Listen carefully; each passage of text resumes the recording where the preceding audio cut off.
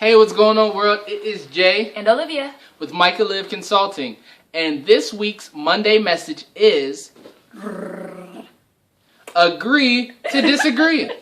Sometimes in a relationship, as cliche as it may sound, you have to agree to disagree. Right. You know, I love my baby. She loves me. Do we agree on everything? No. You know, and there's certain things that happen in those moments when you're having a conversation or a discussion that you need to think about. Now, one of the things to do is... So use I statements instead of you.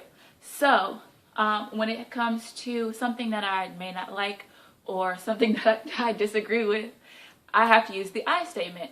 I dislike when I, don't say hate, but with how you handled.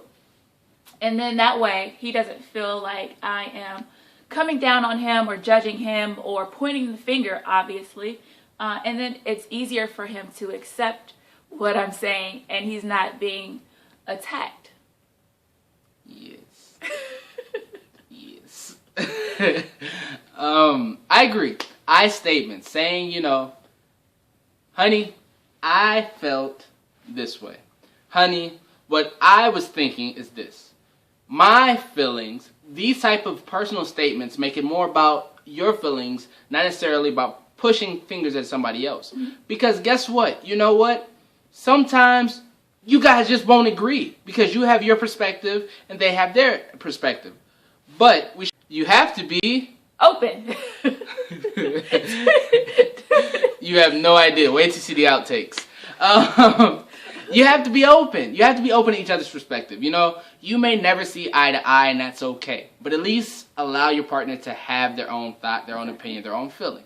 You know, and the main thing that I want to say, the main ingredient to a healthy relationship is when your discussion begins to turn into an argument, that's the time to put a halt to it and just dead the situation for a little bit. Mm-hmm. There's no need to continue to go because the last thing you want to do is allow your discussion to become an emotional battle because when emotions step into the play, that's when bad things happen, that's when negative things are said, that's when outbursts and things like that happen. So if you are in that moment when you guys cannot see eye to eye whatsoever and it's going crazy, take the time to say, okay, honey, I have my feelings, you have your feelings. I respect your opinion to have your feelings, and I respect my opinion and having my feelings. However, I don't think this is getting anywhere. Let's stop. We can revisit it later, but let's just stop for a second.